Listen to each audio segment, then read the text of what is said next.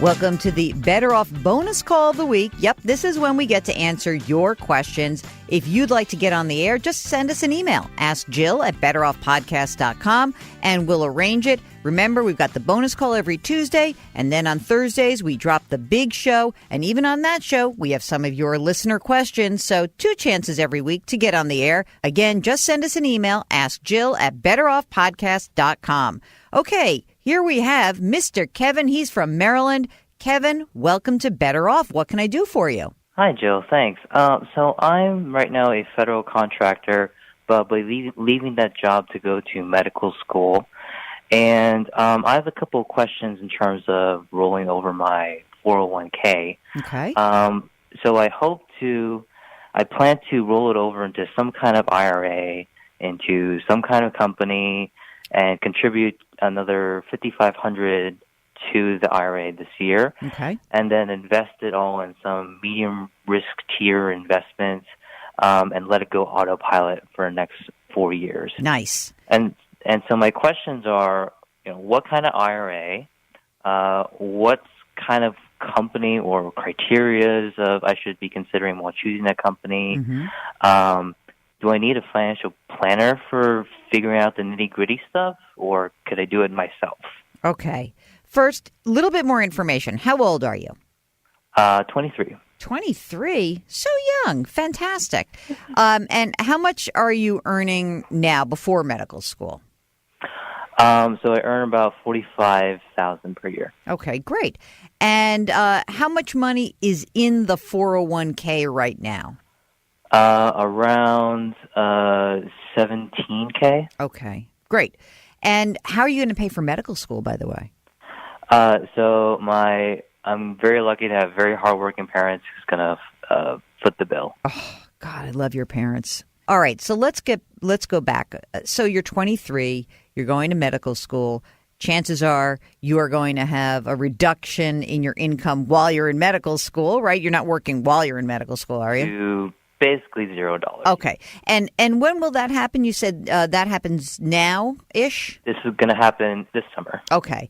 So there's 2 things to think about. One is next year, in other words, in 2018, since your income will essentially be 0, that may be a fabulous time for you to convert the 401k into a Roth structure. So here's what I think is going to happen for you, just the details of this. You leave your position, and then you can roll over your 401k into just a plain over rollover IRA. It's a traditional IRA. Leave it there. Don't do anything with it yet, okay? We'll talk about the investments in a second. Next year, because you are going to have 0 income, next year is the year that I think you may want to consider converting some or all of the money that's in that 401k into a Roth IRA. Okay? So the 401k becomes a rollover IRA, and then next year, when you have essentially 0 income, you convert it. Now, there's a caveat. Do you have money that is essentially sitting in a cash account either for some unexpected expenses like an emergency reserve or just some money that you maybe are saving in anticipation of med school? I have about $60K in emergency funds. Oh, great. Okay. So, I mean, what happens is when you convert, right, you go from that, again, 401k, regular IRA rollover, then next year when you convert, what you're essentially saying to the government is, hey, Kevin here, that $17,000 that was in my 401k and it's now in my IRA, I want to pay you the taxes due on that. I'm going to pay it now. That's going to be my income. Correct. I got you. Right? I got you. Okay. Now, essentially, you're in this, you're making no money. So the tax burden is going to be even lower than whatever, the money that you were making. You're going to use some of the money that's in your emergency reserve so that you can pay your tax bill. Okay. But it's not going to be that much because, it's just going to be a teeny amount of money.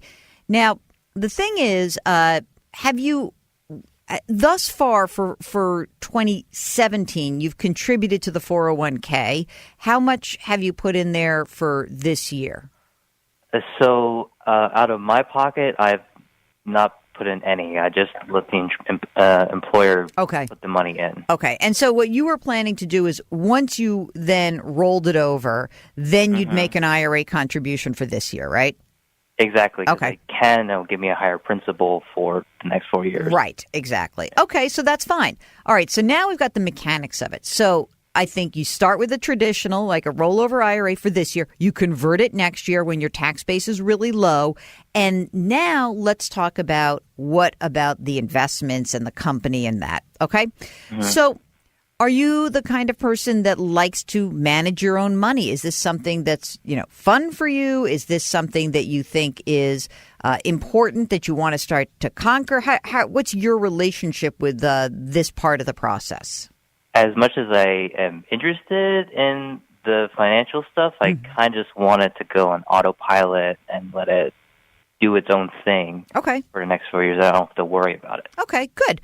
I mean, look, you're also investing for many years in the future. You're in your 20s. You're not going to touch this money, hopefully, for decades and decades down the line. So, exactly. I think that makes a lot of sense. So, your basic choices are you pick a no load or a no commission mutual fund company where you can buy index funds or a target date fund. And that you know all the big names for that, I'm sure.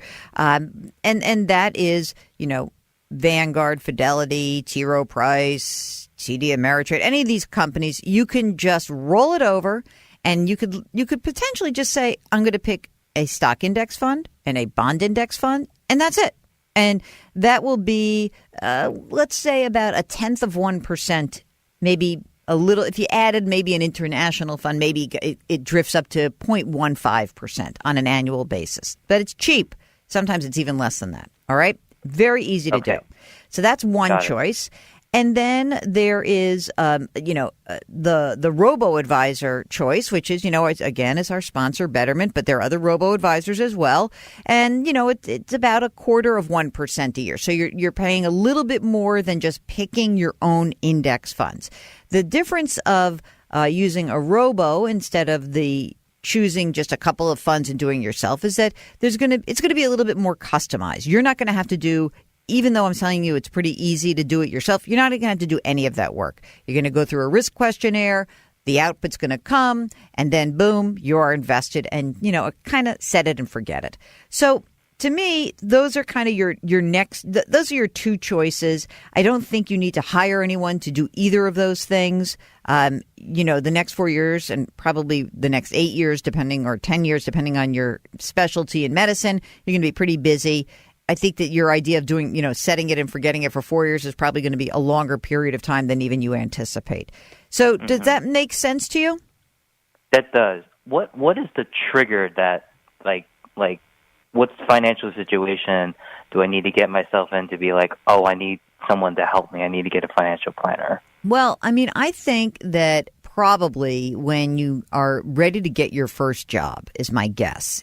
Because look, you got medical school for 4 years, then you're going to be a resident, right? And you're going to be making money, but you're not going to be making that much money. So you're going to graduate from med school. You're not going to have debt, but you're going to have a job and you're going to be making, whatever it is. I don't even know what residents make now, 50 or 60 grand, not that much. You're going to be part of some hospital system. You'll use the retirement plan through the hospital, but that's it. You're not going to do much more than that, right?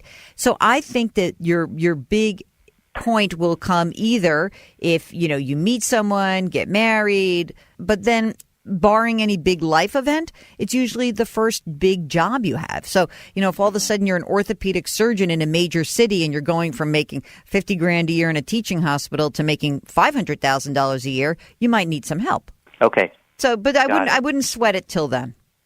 Okay. That's good to know. All right. Last question is any low-hanging fruit financial-wise that I should be taking advantage of in addition to this IRA stuff? I don't think so. I think you're in good shape. And right now, if you just put money into a Roth going forward, that's pretty good. And I don't know if you're going to get any income. Some medical students moonlight in the third and fourth years. So if you have income, you can contribute to an IRA. But if you don't have any earned income, you can't contribute. Okay. So keep that in mind, okay? Thank you so much. Hey, good luck, and good luck with medical school. It's very exciting. Thank you. Take care. Have a good day. Bye. Okay, that's a wrap of our Better Off bonus question of the week. If you've got a question, it's simple. Send us an email at askjill@betteroffpodcast.com. We'll arrange to get you on. And don't forget, in just a couple of days, there's a brand new episode of the Better Off Podcast sponsored by Betterment. Talk to you then.